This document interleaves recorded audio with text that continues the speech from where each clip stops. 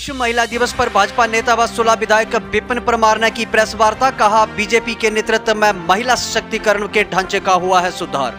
प्रदेश सरकार पर भी किए प्रश्न खड़े। कहा, मौजूदा समय में किसान, कर्मचारी व बेरोजगार हैं दुखी। मंदिरों से चंदा लेने वाली बनी है पहली सरकार। नमस्कार, आप देख रहे हैं आर के हिमाचल न्यूज। मैं रमन राणा हाजिर हूं दिन भर के कुछ ताजा अपडेट के साथ। भाजपा नेता व सुलह विधायक विपिन परमार ने महिला दिवस के उपलक्ष्य पर नूरपुर में प्रेस वार्ता के दौरान नारी शक्ति व समाज को इस दिन पर बधाई देते हुए कहा कि महिलाओं के उत्थान के लिए देश के प्रधानमंत्री नरेंद्र मोदी द्वारा कई योजनाएं चलाई जा रही हैं। उन्होंने कहा कि यह हमारा सौभाग्य ही है कि भारत जैसे देश की राष्ट्रपति भी एक महिला ही है। इसके अलावा निर्मला सीतारमण, जिन्होंने 8 बार लोकसभा में बजट पेश कर रिकॉर्ड बनाया है। ऐसे ही अनेकों उदाहरण बीजेपी द्वारा महिलाओं के हित में पेश किए गए हैं। उन्होंने कहा कि देश में 8 करोड़ के लगभग सेल्फ हेल्प ग्रुप बनाए गए हैं, जिसमें महिलाओं द्वारा बनाए गए लोकल प्रोडक्ट्स को रेलवे स्टेशनों तथा हवाई अड्डों पर बेचने की योजना सरकार द्वारा बनाई जा रही है। विपिन परमार ने बताया कि प्रदेश में सम्मान निधि योजना के अंतर्गत 2 लाख से ज्यादा महिलाएं लाभान्वित हो रही हैं। उन्होंने कहा कि इसके अलावा गृहिणी योजना, उज्ज्वला योजना, सुकन्या समृद्धि योजना जैसी अनगिनत योजनाएं जिनके अंतर्गत महिलाओं को सशक्त बनाया जा रहा है। उन्होंने प्रदेश सरकार पर भी निशाना साधते हुए कहा कि सुक्खू सरकार में बेरोजगार दुखी है, किसान दुखी है, कर्मचारी भी दुखी है तथा सरकार सर से लेकर पांव तक कर्ज में डूबी हुई है। यहां तक कि डमटार स्थित राम गोपाल मंदिर से भी सरकार द्वारा 10 करोड़ रुपया मांगा गया है। उन्होंने कहा कि अब सरकार की नजर मंदिरों के चंदे पर टिकी हुई है तथा मंदिरों से चंदा लेकर सरकार की स्थिति सुधारने की कोशिश मुख्यमंत्री द्वारा की जा रही है। और इस दिवस पर मैं पूरे देश, पूरे विश्व की महिलाओं को, समाज को बहुत बहुत बधाई और बधाई प्रेषित करना चाहता हूँ। भारतीय जनता पार्टी ने भी इस प्रकार के जो हमारे जिला के मुख्यालय हैं वहाँ पर संगोष्ठियों का आयोजन किया है। मकसद सिर्फ यही है कि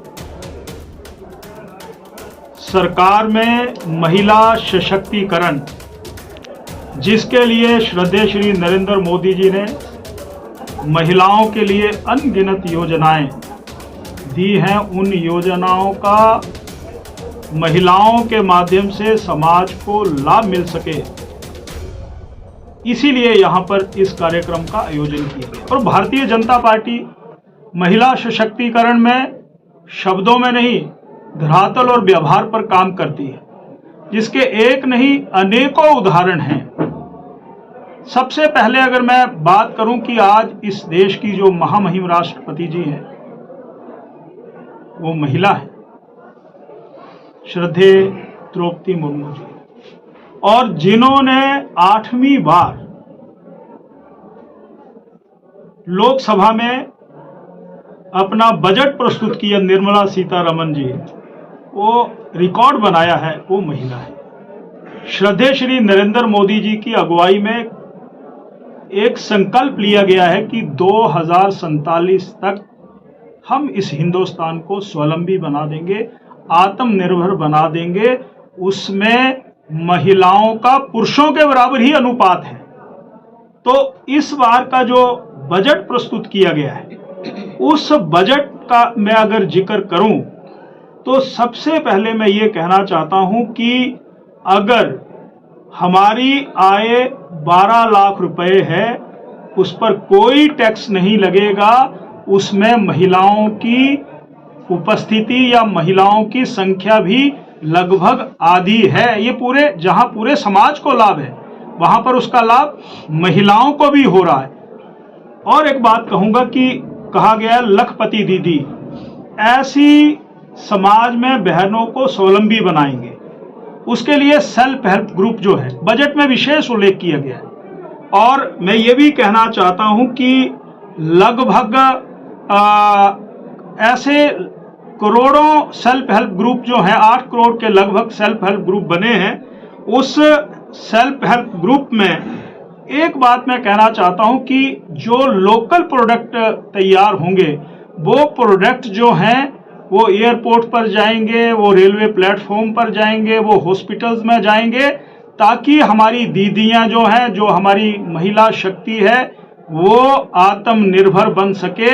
ये उस दिशा में भी प्रयास हो रहे हैं। ये बात भी मैं यहाँ पर रखना चाहता हूँ। इसी तरीके से प्रधानमंत्री जी ने इस देश में प्रधानमंत्री किसान सम्मान निधि योजना शुरू की है। लगभग 12 करोड़ से ज़्यादा लोगों को वो राशि उनके खातों में आती है। तो हिमाचल प्रदेश में भी 2.25 लाख बहनें ऐसी हैं जो इस योजना से लाभान्वित हो रही हैं। और प्रधानमंत्री जब 2014 में प्रथम बार इस देश के मुख्य सेवक के रूप में उन्होंने कामकाज शुरू किया था, तो इस देश में खाते जो हैं, जन धन खाते परिवार में पुरुष के पास होते थे। आज की तारीख में 54 करोड़ जन धन खाते खोले गए हैं और उसमें 60% जो है जन खाते महिलाओं के हैं। यह महिला सशक्तिकरण की दिशा में एक प्रयास है। जब डिजिटल ट्रांजैक्शन पूरे देश में शुरू हुई थी तो विपक्षी कहते थे कि हिंदुस्तान में तो ये संभव ही नहीं हो सकती, ये तो डेवलप्ड कंट्री का एक प्रमाण हो सकता है। आज पूरी दुनिया में अगर सबसे ज्यादा डिजिटल ट्रांजैक्शन कहीं पर सफल हुई है तो वो हिंदुस्तान में सफल हुई है। सड़क के किनारे चाय बनाने वाला, गोलगप्पे बेचने वाला, सब्जी बेचने वाला इत्यादि इत्यादि समाज के लोग भी उस योजना से लाभान्वित हो रहे हैं। बेटी बचाओ बेटी पढ़ाओ ये क्यों शुरू किया गया है? क्योंकि लिंग अनुपात में भारी अंतर आ गया था। उसमें प्रधानमंत्री जी ने बहुत सी योजनाएं शुरू की है। उसी तरह से अन्य योजनाओं का अगर मैं जिक्र करूं, उज्ज्वला योजना, श्री जयराम ठाकुर जी ने गृहिणी सुविधा योजना शुरू की थी। 2,35,000 लोगों को कनेक्शन दिए गए थे, महिलाओं को।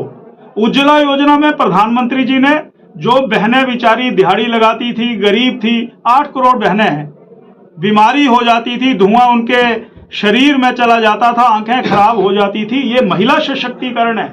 आज देश में इन पिछले वर्षों में 25 करोड़ लोग गरीबी की रेखा से ऊपर उठ करके आगे आए हैं।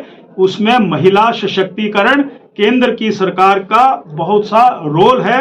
सुकन्या समृद्धि योजना, ऐसी बहुत सी योजनाएं हैं। मैं इतना ही कहना चाहता हूं, आज का संदेश यही है कि हिमाचल प्रदेश में भी बेटियां अपने पराक्रम, मेहनत और अपनी सूझबूझ के कारण पीछे नहीं है। वो शिक्षा के क्षेत्र में भी आगे हैं, वो खेल के क्षेत्र में भी आगे हैं, वो राजनीति, हक अधिकार, पंचायती राज में भी आगे हैं। तो यहाँ पर भी डॉक्टर्स भी बन रही हैं, ब्यूरोक्रेट्स भी बन रहे हैं, टेक्नोक्रेट्स भी बन रहे हैं और विदेशों, हिंदुस्तान के साथ साथ विदेशों में भी अपना परचम लहरा रहे हैं। आज की संगोष्ठी का तो यही मुख्य हेतु था।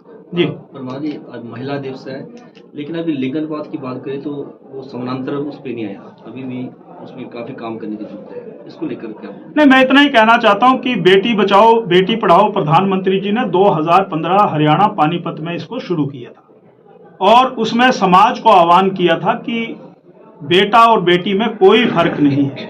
दूसरा आह्वान ये किया था कि अगर भ्रूण ही खत्म, गर्भ के समय भ्रूण ही खत्म कर दिया जाएगा बेटी के रूप में, तो आने वाले रिश्ते जो हैं वो भी खत्म हो जाएंगे और शादियां भी नहीं हो पाएंगी। उस दिशा में एक जागरण हुआ है, समाज आगे आया है और लोगों के मनों और दिमाग में एक बात जरूर बैठी है कि लड़का और लड़की में कोई फर्क नहीं है, सब बराबर हैं। उस दिशा में ये अभियान चलते हैं समाज में, जैसे स्वच्छता अभियान है। अब स्वच्छता अभियान प्रधानमंत्री जी ने शुरू किया, बड़े बड़े सेलिब्रिटी उसमें जुड़ गए, समाज के लोग जुड़ गए।